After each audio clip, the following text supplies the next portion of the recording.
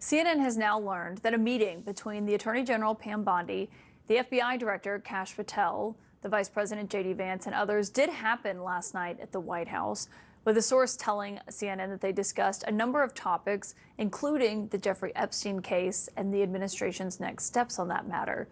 As we've sought to emphasize here, a group that feels like they are missing from the administration's conversations are the survivors of the abuse by Jeffrey Epstein and Ghislaine Maxwell. Tonight, my source is a survivor, Annie Farmer. Maxwell recruited her and groomed her when she was just 16 years old. Annie testified at Maxwell's 2021 trial that both Maxwell and Epstein had abused her. And Annie joins me now, along with her attorney, Jennifer Freeman, is back with us. And I'm very grateful to have both of you here tonight because, Annie, I do think this is something that is missing from a lot of the conversation about subpoenas or witnesses or Congress. And just for everyone to remember, you testified at Maxwell's trial. You were actually the only survivor to do so by your full name. Others did so by pseudonyms, understandably. And I just, one, I want to say thank you for being willing to come back and talk about it. But secondly, I wonder what you want people to know who are at home, who are watching all of this play out with Ghislaine Maxwell tonight. Well, first, I just want to say thank you so much for having me here and also for the coverage you've been doing centering survivors, because I agree that that's something that hasn't been done nearly enough in these last few weeks. I think that, one thing I think it's important people understand is that this chaotic process that's been unfolding has a real cost for survivors. A central part of trauma is a feeling of a lack of control, and that has certainly been triggered here, and I think has a lot of us feeling, very uneasy, really exhausted by this process. And we are learning things just like everybody else, mostly, through the news, through text from friends.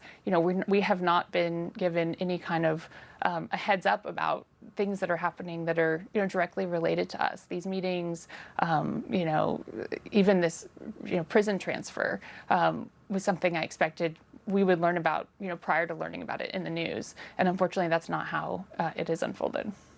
Yeah, when you find out that Ghislaine Maxwell is being moved, which we really haven't been told why or who signed off on that, from this prison in Florida to a lower security federal camp in Texas, I wonder what goes through your mind when you hear that. Honestly, just even learning that the DOJ would be meeting with her was extremely disturbing. This is someone who has been convicted of sex trafficking, by a jury. She not only procured girls and young women for Epstein, but she also participated in the abuse of minors. And, to hear that they are meeting with her and considering involving her in the investigation after she has been, been a perjurer, it was very confusing and disturbing. And so, the rumors that followed about a possible commutation or pardon, very upsetting. And then with this prison transfer, I think it again feels like she is getting preferential treatment. That sounds like something that's unprecedented, and it's really worrying to us about what might be coming next. Well, one of the things she was accused of lying about involved you, and at trial, just so everyone remembers, your mom actually testified that when you went to the ranch in New Mexico in 1996, that Jeffrey Epstein had promised your mom you were going on a retreat and that there were dozens of other girls who were going to be there, that Ghislaine Maxwell was his wife. And then you got there and you were the only one, I believe that's what your mom testified at trial. And so I just think maybe that is part of this, that, we've heard some people describing Ghislaine Maxwell, I should know people who are on the far right describing Ghislaine Maxwell as the victim here. Yeah, I have seen that as well. I think this attempt to sort of rehab her image in order to potentially, make some sort of commutation more palatable. But I've actually felt, really appreciative of the public's response to that. It feels like that campaign is not working. People recognize that she's a predator, not a victim.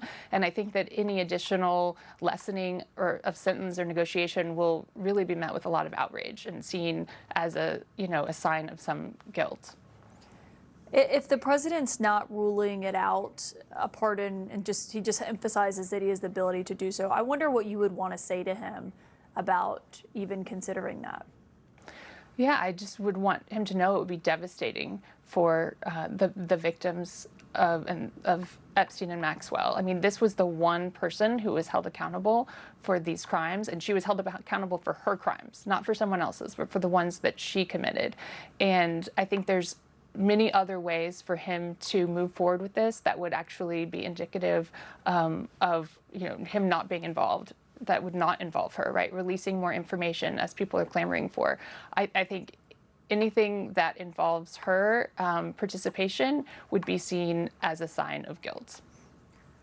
And Jennifer, you're with us here as well. When you just watch how all this is playing out, do you get the sense that the administration is listening, or that Republicans, as they're fighting for this, or fighting about this, I should say, that they're listening to stories like Annie's when they're listening to all of this? I'm afraid not, which is really upsetting to other survivors. Obviously, Annie has spoken beautifully, but many others have told me how upsetting this is. It feels like a betrayal.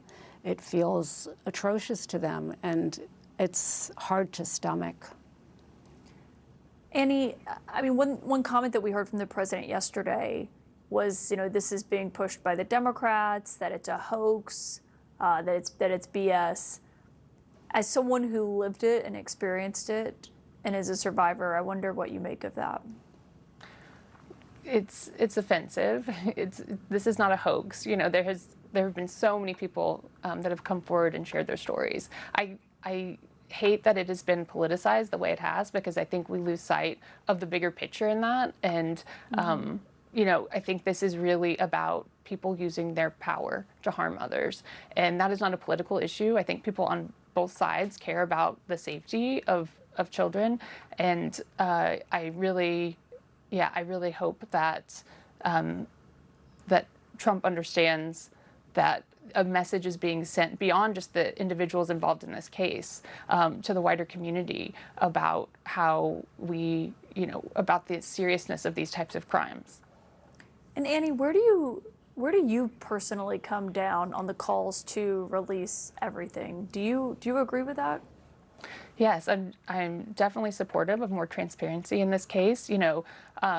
My sister has filed this lawsuit in order to have more information released as to why her 1996 FBI report, why nothing was done, right? That's something that has been so upsetting for us, to know how many people were harmed that didn't need to be if there had been more follow-up at that time. And a piece of this case that hasn't gotten a lot of attention is the fact that, when she was assaulted, there were also photos that were stolen from her. She was an artist, she was a figurative artist, and she took photos of myself and my sister, partially nude photos, to work from, as a lot of artists do. But those photos were stolen by Maxwell and Epstein, and we've never been told, even though we know that photos have been found, we've never been told, were our photos a part of that? We would like to know, of course, if that is the case. And I think that's the kind of thing transparency might bring. It's more information for people involved.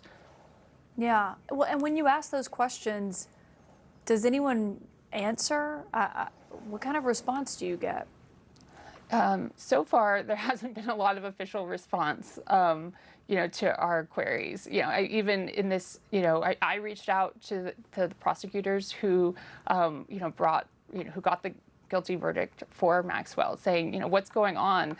And, they knew so little because they have not been involved in this process. So I wrote a letter to Deputy Attorney General Blanche saying, these are my concerns about what's happening, and there has not been a response. So, I know, speaking with other survivors in this case, that even though so many politicians are talking about this, I don't think anyone has actually been contacted by anyone. So you reached out to the Deputy Attorney General, and you haven't heard back?